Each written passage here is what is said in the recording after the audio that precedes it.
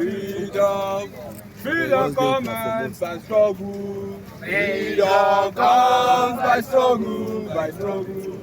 To see that Middle East feud between Israel and Palestine, we won again.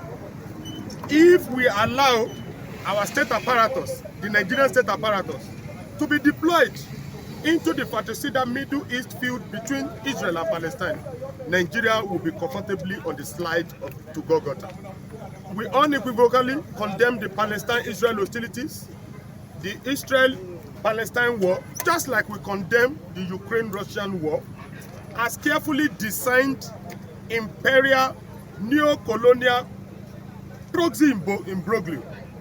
The recent arrest of the leaders of the Palestinian community in Nigeria has sparked outrage and deep concern following reports that the Nigerian security forces abducted them in a manner that violates due process and globally recognized fundamental human rights principles, tenets, and conventions, which the Nigerian state is a party to.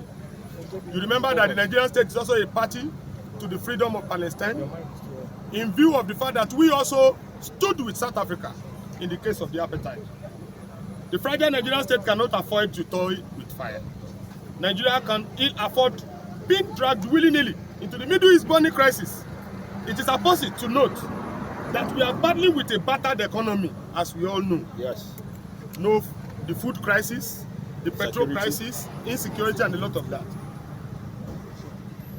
We have farmers-elders clashes in Nigeria today. We also have the Boko Haram crisis, kidnapping and what have you. And all use of social vices. Nigeria cannot blindfoldedly be deployed as a proxy, errand tool in Israel versus Palestine belligerencies. Because for us, there are Israeli community in Nigeria too, and there is the Palestine community. Why would the Nigerian security forces arrest people from the Palestine community, especially when none of them had even had any public outrage in Nigeria as a community as it is?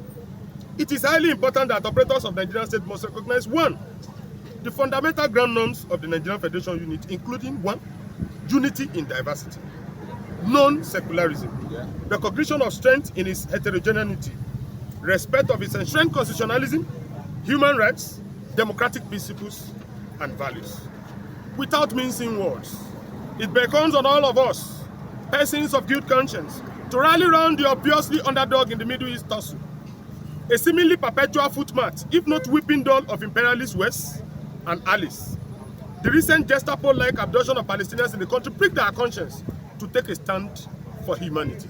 Because Nigeria, in the heydays of apartheid system against South Africa, took a very ground stand. Until today, history keeps standing with Nigeria over that. Among those reportedly detained is Ramzi Abu Ibrahim, a prominent advocate who has consistently spoken against the genocidal attacks on the civilians in Gaza. You can all see it. Globally, we see the destruction that is going in Gaza. Against all ethics of wars, even when it's in times of war. You don't go to hospitals, destroy hospitals. You don't allow AIDS. You kill journalists.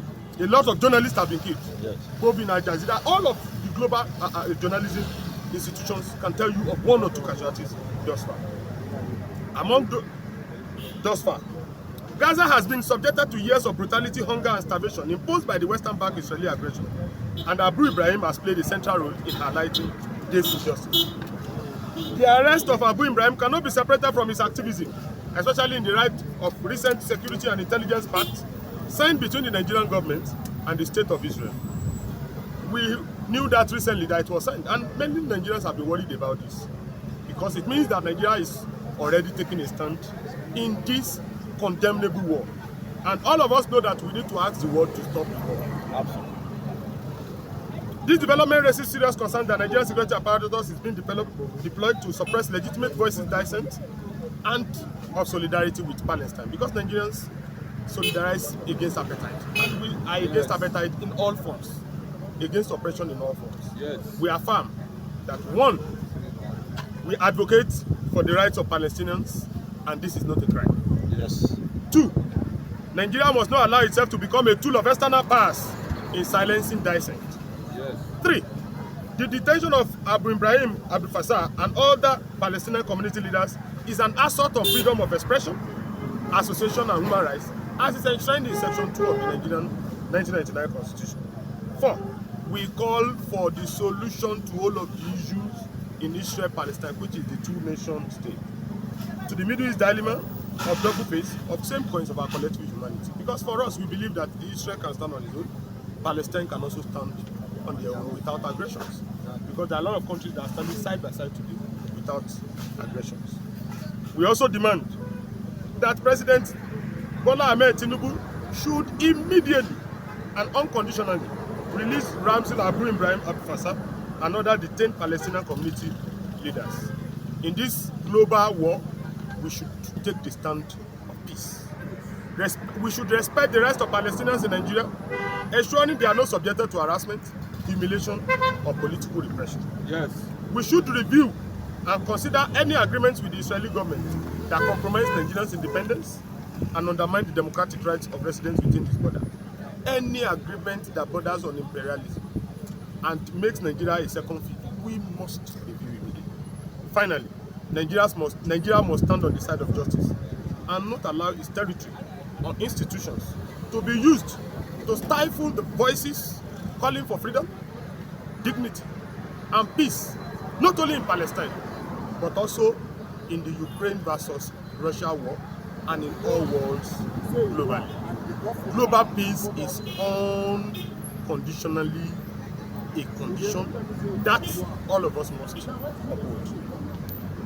Organizations that are also signing alongside the United Action for Democracy includes All Workers Convergence, Lagos State Liberation Congress, Center for Human and Social Economic Rights, Yoruba Youth Assembly, Center for Human Rights Advocacy, Center Against Injustice and Domestic Violence, Youth Initiative Agenda for Democratic Process, Southwest Local Parliamentary Agenda, Peace Initiative for Better Nigeria, and the Youth League Academy. I am Kunle Wiseman Ajayi. I sign on behalf of Comrade Omotaje Olawale Saint World Board International Network Wing and as the General Secretary of the United Action for Democracy. So we entertain questions from General. Thank you. Aluta continue. All right, so I'd like to ask you now, while We have called for peace internally and also externally.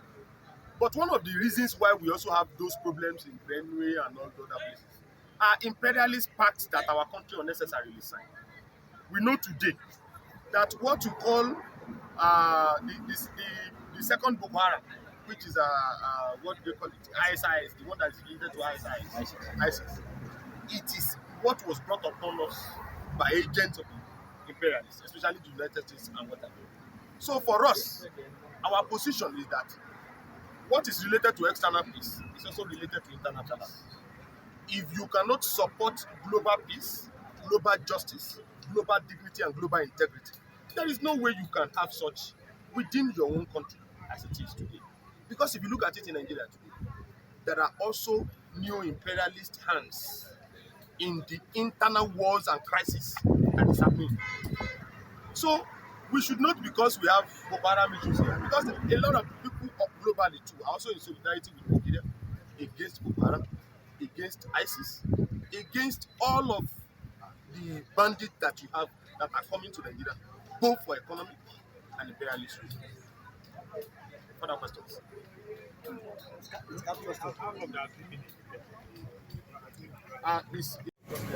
you so much. And once again, Kunle Wiseman Ajayi, General Secretary of the United Nations. The Nigerian president also has